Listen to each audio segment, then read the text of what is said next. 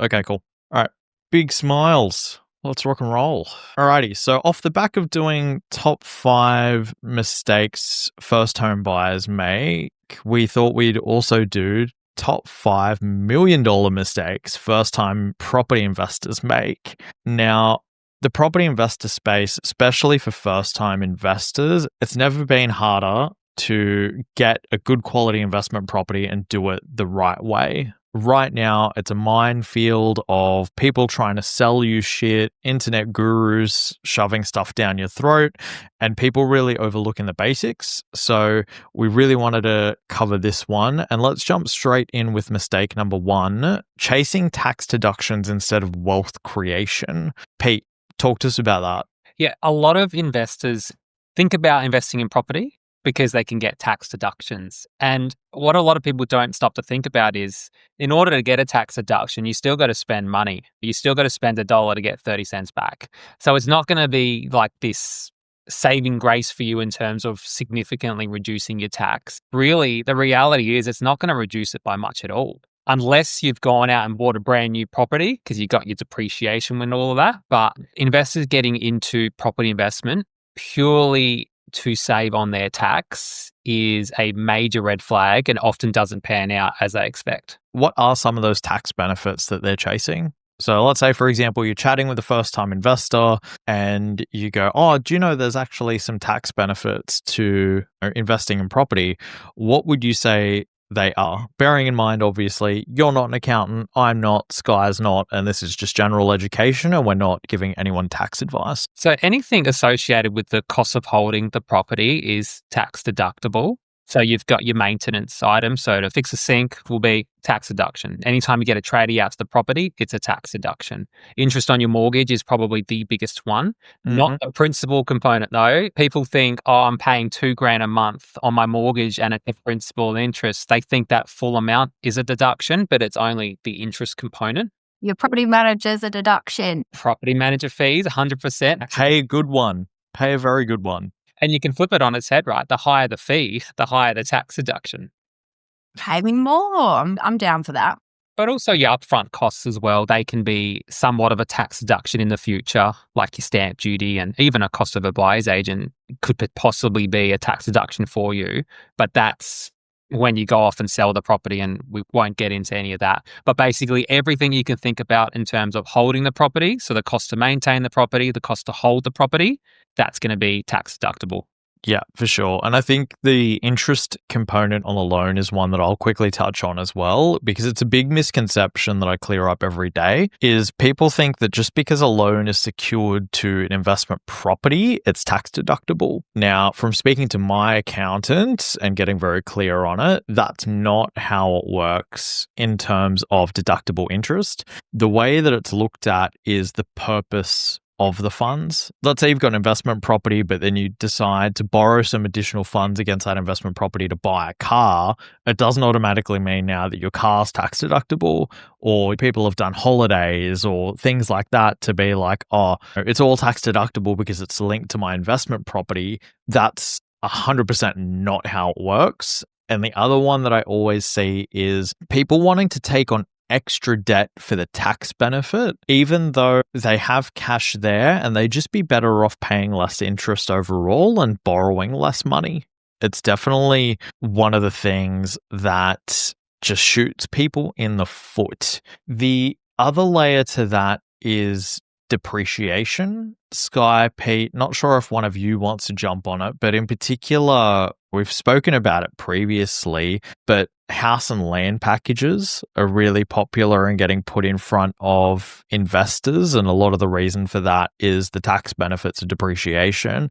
Sky, maybe you could run us through that in terms of the way that you're getting approached, but also how these properties are getting put in front of first-time investors and how it could be a massive mistake. I definitely want to speak about the depreciation report, because a lot of investors will hear, oh, I've got to get a depreciation report, and they get these savings while they own the property, not understanding they have to pay it back.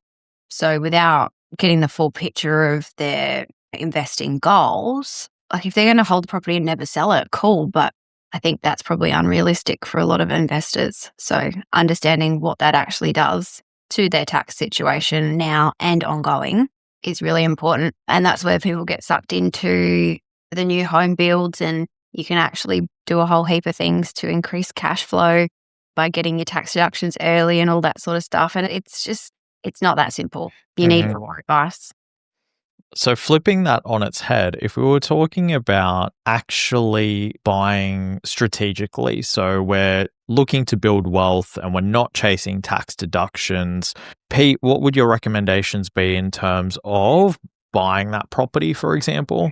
It'd be to keep things simple, like buying the best quality property, regardless if it's a new property or not, ideally not, but the best property closest to the major CBD hub that you're buying in and close to amenities. That's it. Keeping it really, really simple and not getting hung up on all these tax saving strategies that come with it, because Sky's right. You could get 20 grand in tax appreciation benefits a year, but if you sell the property in 10 years, you're paying all that back, which completely ruins the strategy that you set out to do. Is people will go out and buy this new thing, get all these tax appreciation, sell it, and not realize they have to pay it all back. So keeping it simple, buying as close to the CBD and as close to as amenities as possible on the biggest block of land that you can find. That would be my strategy. And if it's a unit, it's low set units, group of 3, 4, 5, 6, low strata costs, and those old school red brick type units as well. Yeah, and not the cookie cutter townhouses as well that are being put up everywhere at the moment.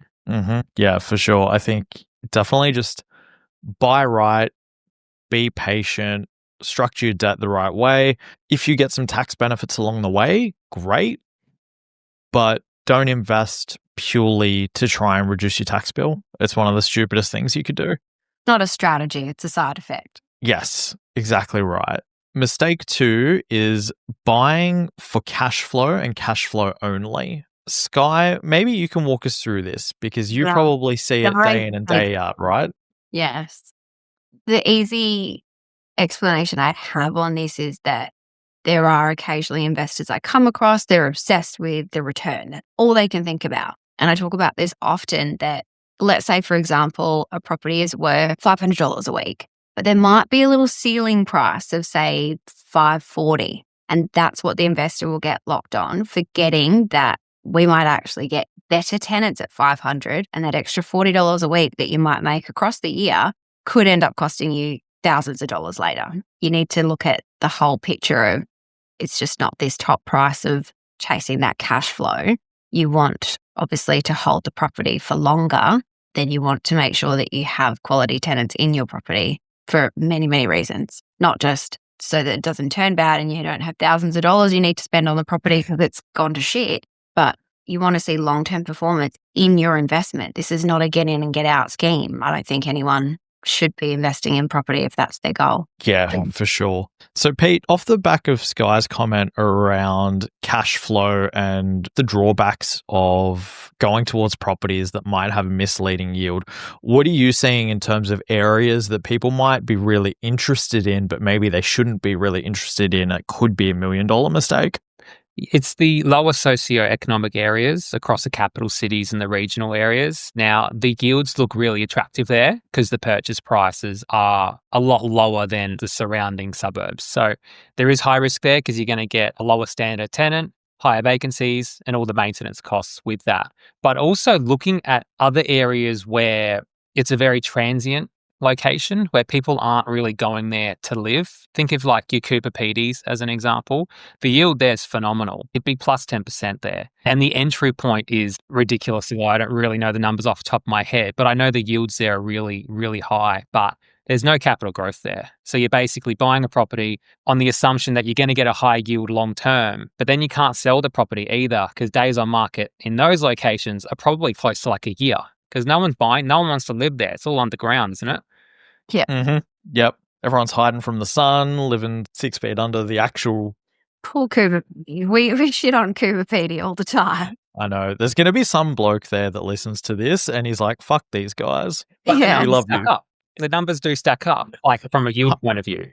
100% they do. And I think with those regional areas that do pay really good, so when we're talking yield, we're talking essentially rental return, right? The higher the yield, the higher the rental return compared to the price of the property. And when you look at those areas that do have higher rental yields, the ones that stick out to me, and this happened a lot over the last 5 to 10 years, was people who bought really heavily in mining towns. So your northern WA, central Queensland, where there's a lot of mining activity going on. And because of that, rents are very high because there's not a lot of housing, and mining companies tend to pay for their employee housing. And so that drives rents up. The problem in those areas, and we saw it in Port Hedland in particular 5-10 years ago, was people would buy a property for $600,000-$700,000. It was renting for $1,500 a week. As soon as the mines closed, because that whole area was the whole lifeblood of that area was mining. As soon as the mines closed or something got disrupted, you saw property values drop 20, 30, 40, 50% overnight. And so then you've got people who are trying to chase cash flow. They bought in a really risky area. They've got a $600,000 mortgage and their property's worth $350,000 now. Exactly like the stock market. You can lose your money overnight. Yeah. And it's definitely not something that I would touch if I was a first-time investor. A higher risk property like that has debt implications is something that you take on if you can lose that money. If you've got the money in the bank and you can lose it, then by all means, go a little bit riskier. But for first-time investors, they get attracted to these sexy ideas of everything should be positively geared and high cash flow and all these internet gurus spruiking all this shit because they're trying to sell shit properties and excusing it by going, oh, but the rental return's heaps good.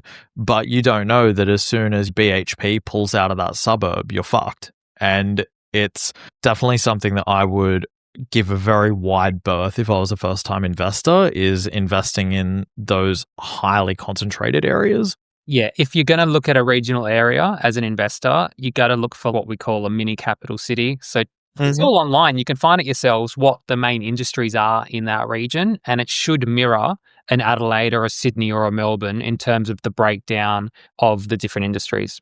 Should be geared towards one. So moral of the story is don't rely on concentration, be diverse, different income streams, different things propping up that economy. Now, rolling into number 3 on our top $5 million mistakes first-time property investors make, buying in their own backyard. Who wants to kick us off with this one? Me. All right, Sky. I did this. My very first investment property I bought in the town that I was living in, which is a small country town. No idea why I did that.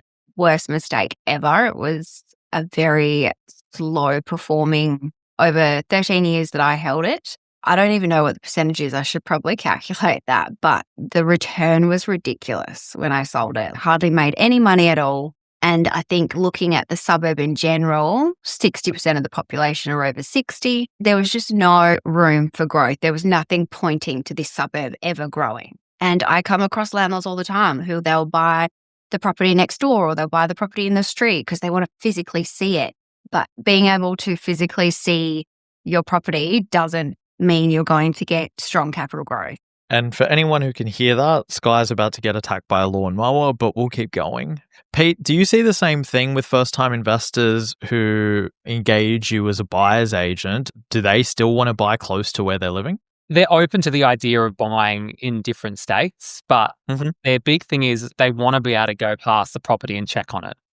That seemed to be a bit of a common thing. Now, I was the same. My first 2 were within a couple of kilometres of where I was living at the time. And the second purchase was the next street over. So they were very much right next to each other. But I had this thing because that's what family was saying is, oh, don't you want to be able to drive past it, make sure everything's okay, check on the tenants? And I never even did that. But that's a bit of a misconception of what first-time investors think. They want to be able to touch and feel and drive past when they want. Or they check on the tenants. So please don't do that. Please don't. Yeah, don't check on the tenants. What are you going to do? Knock their door down? They do. And don't bitch at them about mowing their lawn because they haven't mowed them every fortnight like you might have. Leave it alone. Landlords do it though. Investors do it. And it's Like, do people not have anything better to do? But often they don't do it though. Most people who think they're going to do that, they don't really go and do it. It's only a select few who will. But that should not be influencing your decision when it comes to investing. Yeah, they'll drive past it once and then they'll be like, okay, whatever. The exciting feeling's gone away. It ties into, we've spoken about it a fair bit, where you've got to separate emotion from the whole process, right? The property investing is investing first and foremost. It needs to come down to a strategic decision. And I use this example with a lot of my first-time investor clients when we're looking at the lending structures and borrowing capacities and long-term goals. When they're looking to invest, and I'm like, where do you want to look at investing? And they always just locally sounds good, rah, rah, rah, rah. I always use the example of Apple, right? One of the biggest companies in the world, pump out amazing products, billion-dollar market valuation. I always ask them, would they not invest in Apple if Apple wasn't just down the street from them? And generally that triggers a light bulb moment where they're like, oh, I never thought about it that way. Because stocks and investing in businesses, you can't see it, you can't feel it. It's just something that's on your phone when you're checking the stock price. People are less attached to the location, whereas with property, because it's physical, they're like, oh, I want to see it, I want to touch it, I want to feel it. But as much as it's a physical thing, it's not when you're treating it like an investment as opposed to you living in it. And if you have the mindset around, oh, well, I want to buy it close to me so I can go and fix issues that come up with the property and be this handyman or handywoman. Exactly. You're not investing to have your weekends taken up to go and fix a pipe or the light fittings and stuff like that. If that's what you're scared of, then investing's probably not for you, because otherwise you might buy 2 investment properties. You could be there every month at one of the properties fixing it up, and that's not passive investing. No. Definitely not. Unless you're a tradie, different story. Different story. Yeah, most of them aren't tradies and they think they can do all these things. Yeah, that's different. The landlord specials. Yeah. Yeah. So long story short, if you can drive to see the property, don't buy it. I think that's solid advice. I don't know any that have worked out well. Yeah, except for your uncle at the barbecue who just bought in the same suburb over and over and over again. And because everything went up, he did really, really well. Exactly. So don't listen to him either. Time in the market, not because he bought the whole street. Yes. Time in the market, not timing the market. Awesome way to roll into number 4, actually, in terms of time in market. Mistake number 4 on our top 5 $1 million first-time investor mistakes is no clear strategy or exit plan. I want to dive into this one first. So when it comes down to clear strategy or exit plan, most conversations that I'll have with a first-time client, they'll sit down and I'll ask them what they want to do. And it's, I want to invest in property. They're very excited. They know that it's what they want to do. They feel really passionate about it. And my next question is always, why? Why do you want to invest in property? The response is generally 95% of the time, I want financial freedom. Okay, cool. Most people would take that answer at face value. And I know the 3 of us are sticklers. So generally, let's go back and, okay, what's financial freedom? That's when the penny drops and it's, I don't know. But before this, they've come into the conversation thinking that they need 5 properties, 10 properties, 15 properties. But what financial freedom actually isn't thought through, crystallized, and actually clear to them. Is financial freedom you want $100,000 a year coming from your investments? Is financial freedom you want $50,000 a year coming from your investments so you can work 3 days a week? Is financial freedom you want to be earning $500,000 a year from your investments? You want to fly first class everywhere and drive a Lamborghini?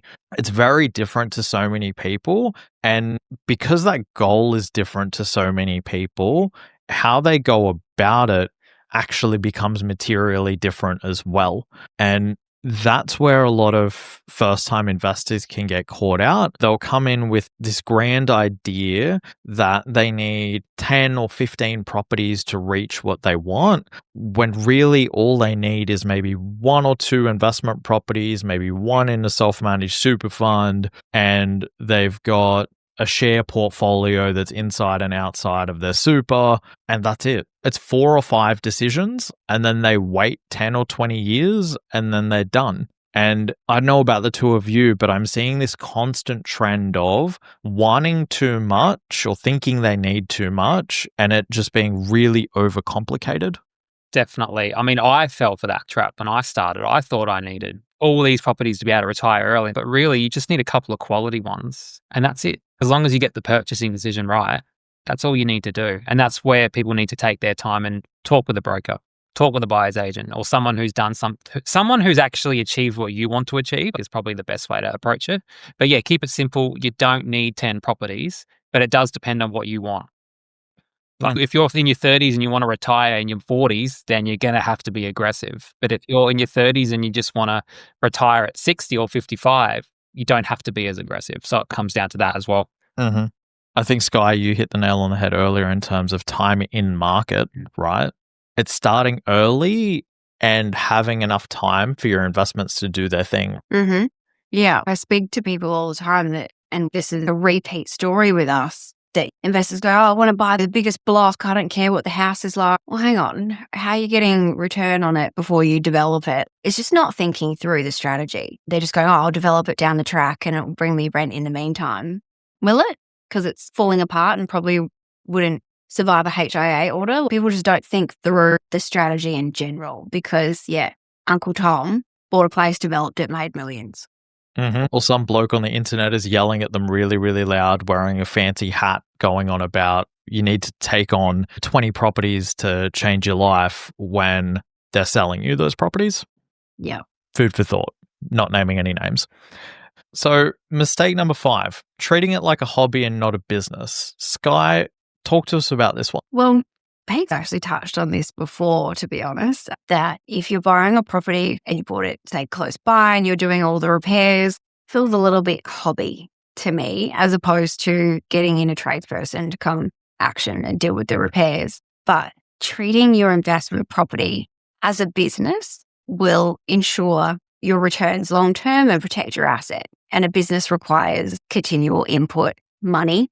You can't just let it sit there and hope for the best. You need to be proactive and you need to constantly be looking ahead, just like you would treat it if it was a business. It just happens to be a business that houses people. So there's emotions involved in all sides. But at the end of the day, if you regard it like a business, that's where you'll see the most success as an investment. Yeah, for sure. And one of the biggest things that when I think about it of treating something like a hobby versus treating it like a business, businesses think about their risk, right? When you're a business owner, you think about, do you have 6 months worth of expenses in the bank account? Because if you don't, you can't pay your people, you can't pay your suppliers, you're out of business. You can't trade anymore. Yep. Cash flow is king. So are you managing your cash flow? Do you have cash in the bank? Another example would be insurance. As a business owner, you make sure that you have the right insurance coverage in case something goes wrong, that you don't go out of business.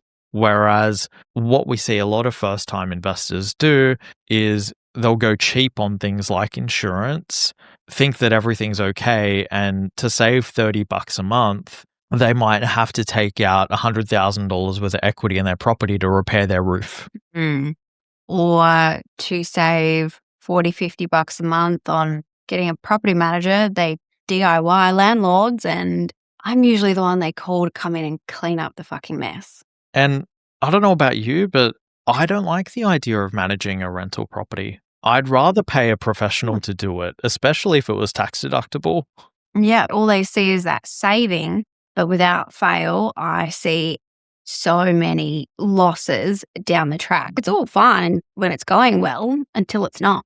Don't do something you don't do every day. There's so many problems with it. And the chronic one I see is I've got a friend of a friend who's going to move in. Yeah, don't do that one. Every time. And by all means, do it, but get a property manager to be that middle person, because just because your dad knows them or it's your sister's best friend doesn't mean it's going to end well. No, exactly right. You wouldn't do that. If you were running a business, you wouldn't approach hiring staff in the same way. Why do you do it to your property, your biggest asset? Yeah. When it comes to hiring staff, when you're looking for a buyer's agent, when you're looking for a property manager, when you're looking for a mortgage broker, interview them. Ask for people that they've worked with. Look at their reviews. Ask them critical questions don't just roll with, oh, they're a mate of mine, so I'm going to engage their services, or a mate of mine used them and they were okay, I'm going to use them. That's very much a hobby-based approach to it, as opposed to, again, treating it like a business where you would put someone through a thorough recruitment process and pay extra for the best possible person for what you need done. Yeah, you are the CEO of the business, right? And you need to build a team. And to build a team, you got to make sure you're getting the right people on board. And a good CEO is not sitting there doing all the lower level work, so to speak. They're not going out to the property and fixing it. They're not managing the rents and collecting it. They're not advertising the property. You got to make sure that you're the CEO, you build a team, and then you outsource everything out to them and let them do their thing that they're good at. And you just need to manage it at the high level, basically. I think that is one of the best examples I've ever heard in regards to managing your property journey. You're the CEO of your property investment journey. That's a perfect way to wrap up point 5. And leading us towards the end, let's roll into our toxic take, where each of us will give you our most unfiltered, no bullshit direct advice about what we've been talking about today. So our toxic take for first-time investors. Pete, what would yours be? So mine would be stop spending 10 hours comparing phones and 10 minutes researching location. Love that. Yep. I know lots of people who'd be looking at 10 hours worth of YouTube videos on the latest iPhone, and then they'll listen to a TikTok as to where to buy a property. Sky, what would yours be? Most rookie investors think that buying property is like ordering Uber Eats. Click, wait, profit. Babe, you just bought a 6-figure liability with the structural integrity of your last situationship. That is amazing. And my toxic take would be stop listening to loudmouth property gurus who are trying to sell you 100 properties. You don't fucking need 100 properties. You might only need 1 or 2 or even none to achieve what you need to achieve. But stop believing the propaganda that's being shoved down your throat. And on the back of my little angry rant just now, I'll put a pin in it for us for this week. As usual, Pete, Sky, thank you for your time, and everyone who was listening, thank you for coming along for the journey, and we'll catch up with everyone next week.